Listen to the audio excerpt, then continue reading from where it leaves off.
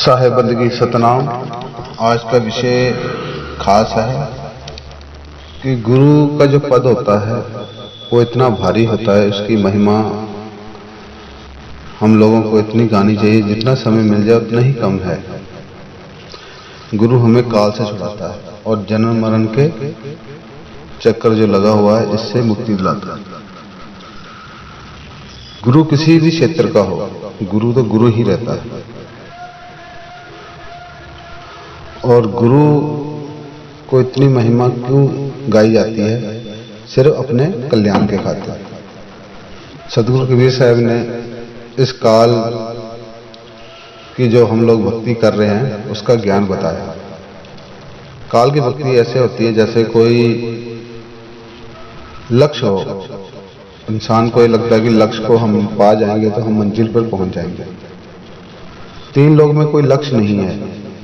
लक्ष्य का मतलब ये होता है उसको प्राप्त कर लेने के बाद दोबारा वापस ना आए।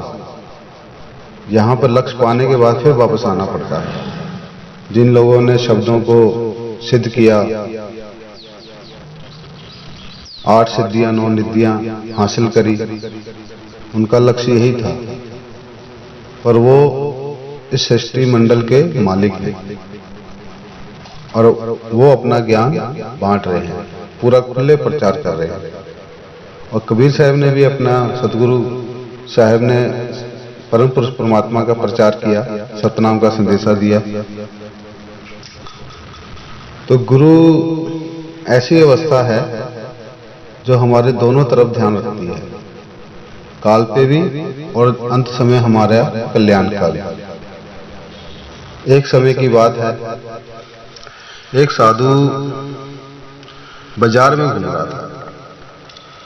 बाजार में घूमते घूमते उसका समय बीतता चला गया। तो शाम हुई तो उसके पास 4 लोग आए।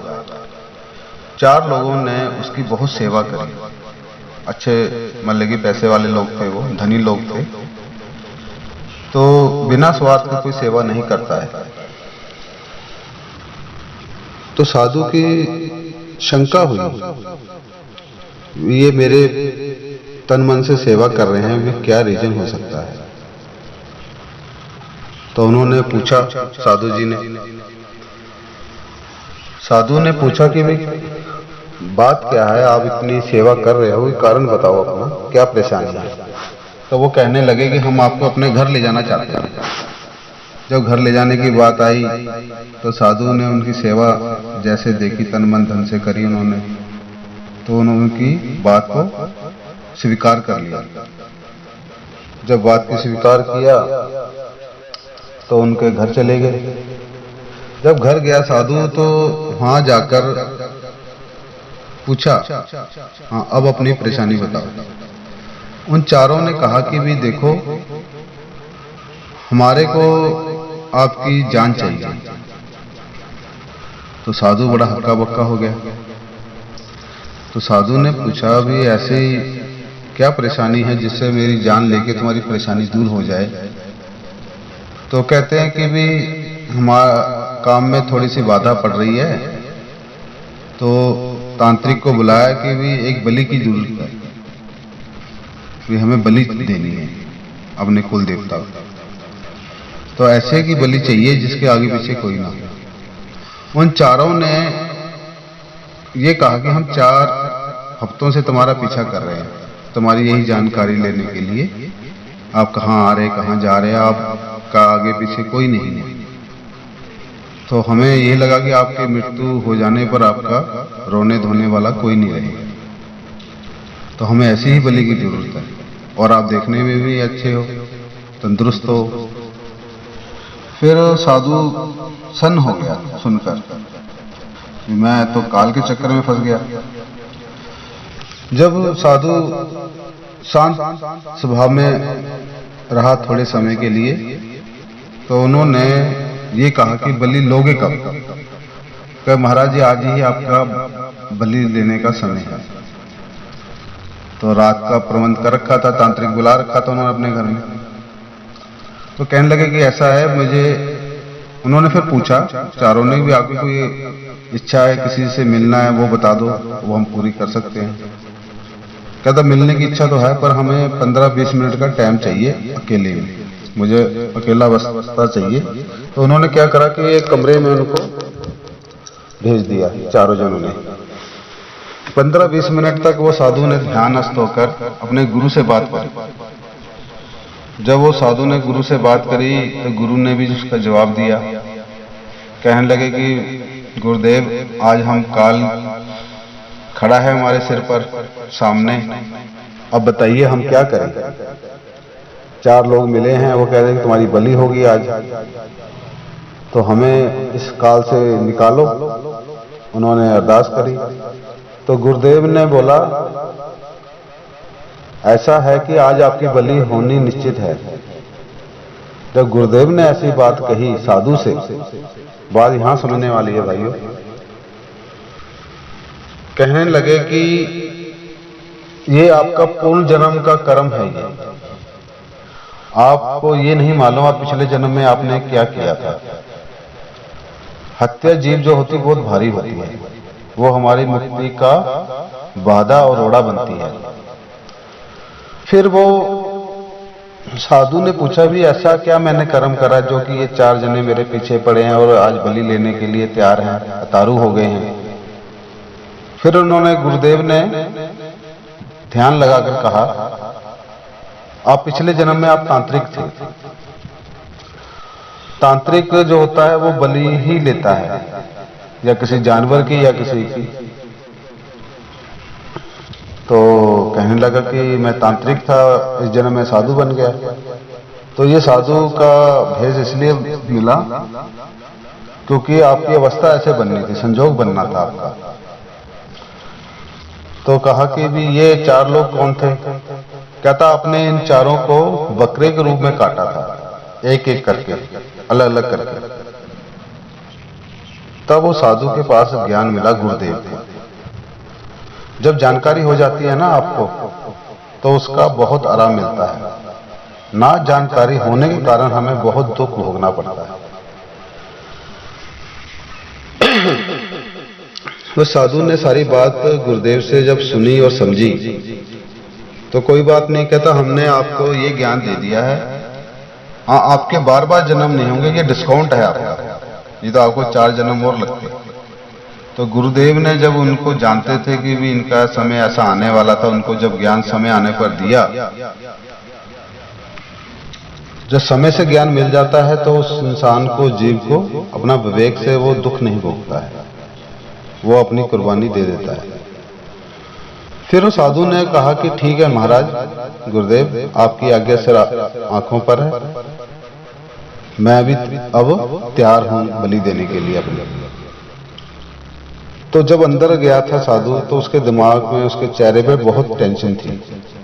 जब वो बाहर निकला बहुत हल्का महसूस किया उसने, तो साधु ने आनंदमयी हो गया वो। जब उन्हें पता चलेगा कि मेरे को तो 4 जन्म भुगतने थे, अब मैं एक ही जन्म में मुझे 4 बदला ले लेंगे तो मुझे क्या दिक्कत है। मन में उसके ये विचार आने लगे, मरना तो है ही एक दिन। तो साधु ने अपनी कुर्बानी देने का फैसला लिया, वन साइड हो गया। जब साहब वन साइड करा देते हैं तो जीव का बहुत ही हल्कापन महसूस होता है। दुविधा में बहुत दिक्कत होती है, अगर दुविधा है ना, फैसला लेना बड़ा मुश्किल हो जाता है। फिर वो साधु ने कहा हाँ भाइयों आप मेरी बलि ले सकते हो, मुझे अब कोई टेंशन नहीं है। जब ये बात बोली तो 4 को टेंशन होने लगी। और यहाँ पे एक बात समझने वाली, टेंशन रहेगी, अब किसके पास रहेगी अब ये नहीं पता, सामने वाले के पास रहेगी, खुद के पास रहेगी। या तो खुद ले लो, अगर खुद लोगे तो सामने वाला राहत पाएगा, अगर सामने वाले को टेंशन होगी तो तुम राहत पाओगे। पहले टेंशन साधु को थी, जब ये बात देखी तो टेंशन उनको हो गई, 4 जनों को।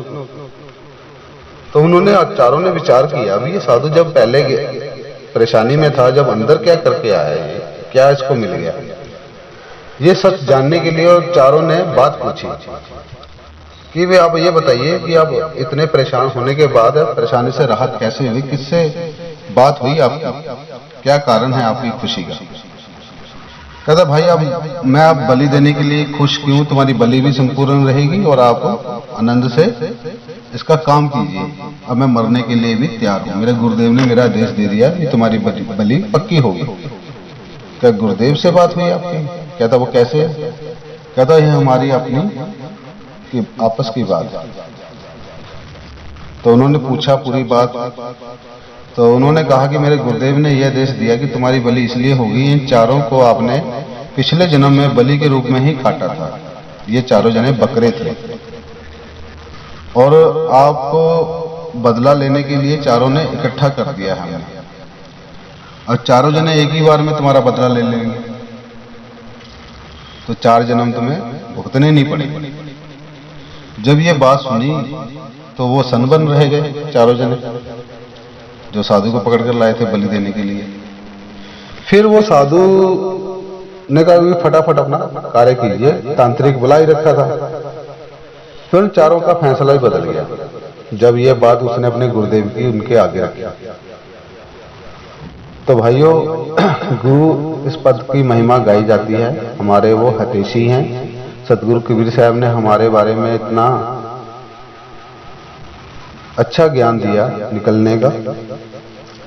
तो इस काल रूप जंगल से निकलना है हमें। ये 3 लोग काल की नगरी है।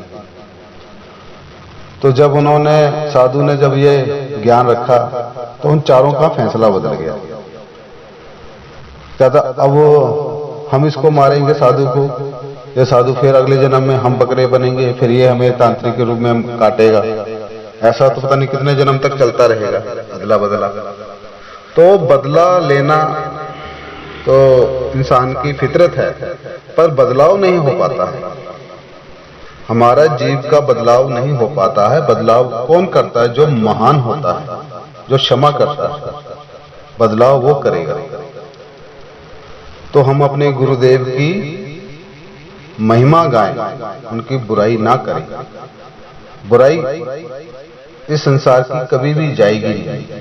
हर इंसान के अंदर बुराई होती है, पर गुरु की निंदा जो करेगी नरक कुंड में पड़ेगी। गुरु कैसे भी हो, आपके ज्ञानी हो अज्ञानी हो, जैसी भी, अगर आपका गुरु है ना कोई, वो हितैषी है हमेशा हमारा, वो हमें हमारा हितैषी रहता है। तो भाइयों, गुरु की जितनी आप पूजा करो, जितना मान सम्मान दो, उतना ही कम है। गुरु की महिमा गाओ। सतगुरु कबीर साहब ने गुरु की महिमा, गुरु को आगे रखा। तो ये कहानी से हमें ये शिक्षा मिलती है कि गुरुदेव हमारे दोनों तरफ हमारे जीवन के बारे में सोचते हैं, पर हम उतना नहीं सोचते जितना गुरु सोचता है। इतना हमारे माँ बाप भी नहीं सोचते हैं। माँ बाप हमारे जन्म के दाता है और सदगुरु कबीर साहब हमारे जन्म मरण के दाता है। क्यों? वो हमारे परम पुरुष परमात्मा का संदेशा जो उन्होंने हमको दिया, कहाँ का जीव था, कहाँ ये आया है। साहब ने कहा कहाँ से आए हो, कहाँ को जाओगे, इतना विचार कर लो, बस हो गया भजन। अपनी बुरी आदतों को सुधार लो, बस हो गया भजन। तो इसी वाणी को मैं यहीं विराम करता हूं। और मेरा ये सत्संग मैंने संतों के संगत में ही सुना है और बहुत ही अच्छी प्रेरणा भी मिलती है। तो मैं